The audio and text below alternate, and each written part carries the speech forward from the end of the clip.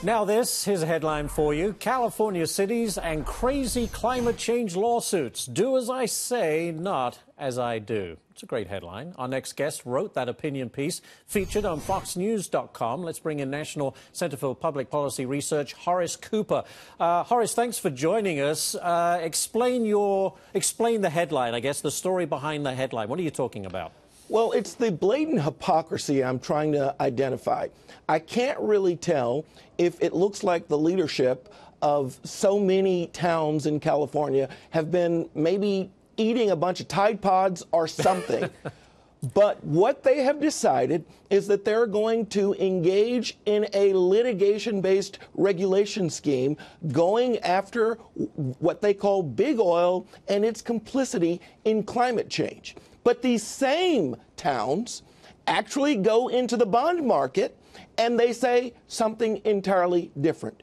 They're claiming Exxon and Chevron and Shell should be telling every investor that essentially their stocks are going to be valueless once we all come to reason on climate change. And yet they don't do that with their own bonds, which apparently, if they're right, would be also almost as worthless. It's crazy. Look, I moved from the UK to Los Angeles in 1982, and I remember when I first got to Los Angeles, I had relatives who lived there, and I suggested one day I'll just take the bus. They looked at me like I had 3 horns sticking out of my forehead. They're like, no one takes the bus in LA. I suddenly realized everybody lives in their car in Los Angeles, and it's always been that way. I mean, you know, when you want to talk about climate change, surely everyone gets out of a car, right, and takes public transportation. Well, you would think that the very place, California, where so much of the emphasis is on, all of the changes that need to occur, some of those would be internalized. But you'd be surprised. Apparently, the left hand doesn't know what the far left hand is up to. When it comes to climate change hypocrisy, California takes the cake. All right, next one for you, Horace. President Trump says he's open to a mileage tax. What's your thoughts on that?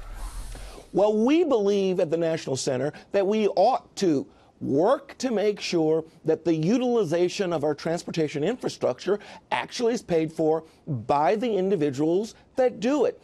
A mileage tax could be a good way if we're able to work around some of the privacy issues. Most of the toll taxes or the toll readers give you a useful way to track activity without giving away all of your personal information. So we'd be open to exploring a solution like that. Yeah, but $1.5 trillion infrastructure plan, the federal government kicks in $200 billion, that leaves $1.3 trillion.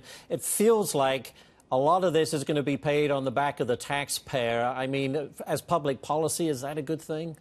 Well, absolutely. Infrastructure is a responsibility of government. And the question is, how do we create a hierarchy so that the kinds of activities that government legitimately should be doing, they have the resources for that, and the kinds of activities that government shouldn't be doing? California is a great example where it wasn't 10 years ago when they announced that they were done building any new highways. But when you want to talk about every new crazy scheme of what government can do, California continues to set up example after example. Let's reprioritize. Infrastructure, highway construction, ports, those are legitimate needs, but they've got to come in a context where we don't have unlimited resources, we have limited resources. We certainly do. I have to leave it right there. Horace Cooper, thank you so much for joining us this morning. We appreciate it. Thank you.